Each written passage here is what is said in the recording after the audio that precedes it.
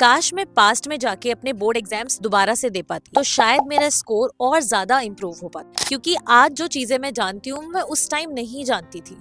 Hello everyone, स्वागत है आपका रेप्लिका वर्ल्ड में। मेरा नाम है स्वाति और मैं हूँ एक बायोलॉजी एजुकेटर। तो अगर आप भी इस बार क्लास 12th बोर्ड एग्जाम्स देने वाले हैं और आप बायोलॉजी में 70 में से 70 टारगेट कर रहे हैं तो ये वीडियो आपके लिए है। आज हम बात करने वाले हैं कि कैसे आप 70 में से 70 ला सकते हैं बायोलॉजी में। अब ये कोई ऐसी वीडियो नहीं है जिसमें कि हम सिर्फ ऐसे ही बस कुछ भी बोल देंगे और आपका टाइम वेस्ट होगा, नहीं।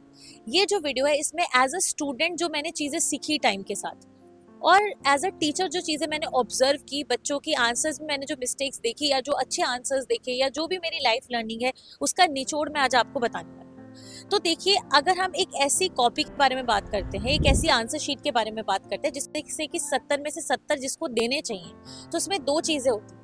वो एक तो उसका जो कंटेंट होता है वो बहुत अच्छा होता है और दूसरी उसकी प्रेजेंटेशन बहुत अच्छी होती है।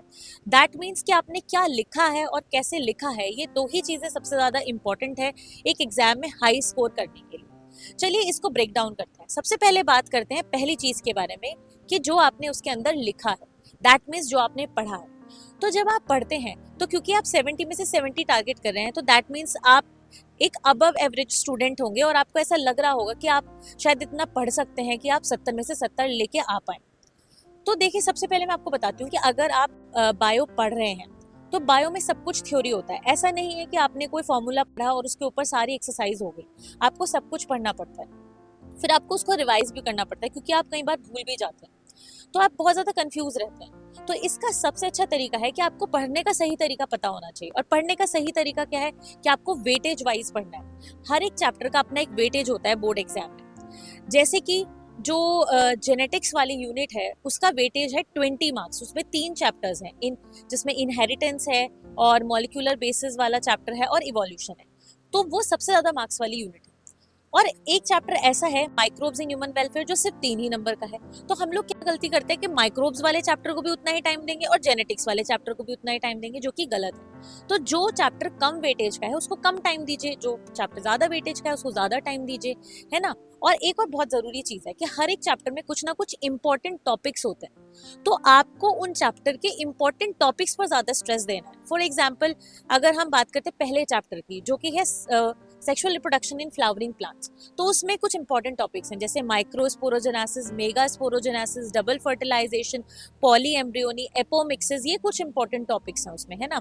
तो उन टॉपिक्स पे ज्यादा ध्यान देना है। जब रिवीजन करेंगे तो उनको सबसे पहले रिवाइज करना है। हाँ, एज अ टॉपर आपको बाकी टॉपिक्स के बारे में भी थोड़ी जानकारी होनी चाहिए, बट उन टॉपिक्स के ऊपर ज्यादा स्ट्रेस देना है, ठीक है। तो एक ये वाली चीज हो गई कि आपको chapter wise, weightage wise, topic wise पढ़ना है। दूसरी चीज जो बहुत इंपॉर्टेंट चीज है कि आपको रिवीजन भी करना है।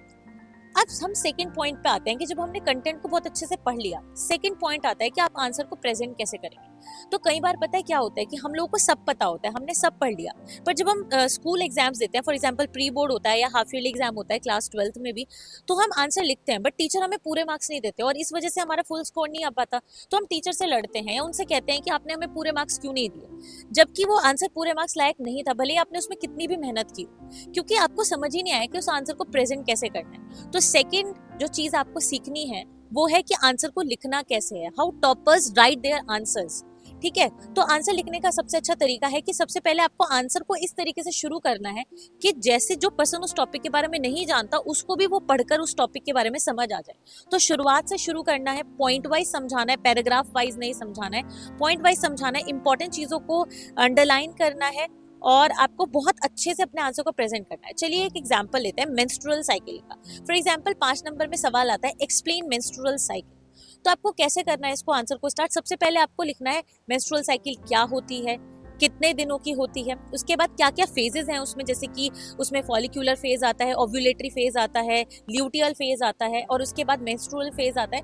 तो उन फेजेस की हेडिंग्स डालनी है, उन हेडिंग्स के अंदर पॉइंट वाइज लिखना है, जो हॉर्मोन्स उसमें इन्वॉल्व है उन हॉर्मोन्स के बारे में भी आपको लिखना है, हॉर्मोन्स को हाईलाइट करना है या अंडरलाइन करना है ताकि टीचर को पता चल सके कि आपको हार्मोन के बारे में पता है, आपने उसमें लिखा।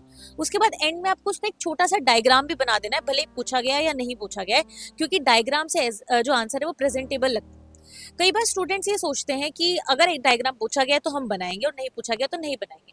देखिए 2 मार्क्स में तो डायग्राम बनाने का कुछ सेंस ज़्यादा बनता नहीं है, बट 3 मार्क्स में या 5 मार्क्स में तो सेंस बनता है ना, पूछा गया या नहीं पूछा गया। एक छोटा सा डायग्राम आपको ज़रूर बनाना चाहिए, क्योंकि कहीं ना कहीं एक बायोलॉजी टीचर ये चाहता है कि उसको फ्लो चार्ट या डायग्राम ज़्यादा दिखे, स्पेशली जिसको वो फुल मार्क्स देगा।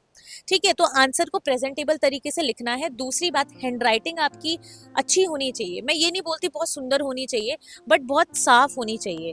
ठीक है।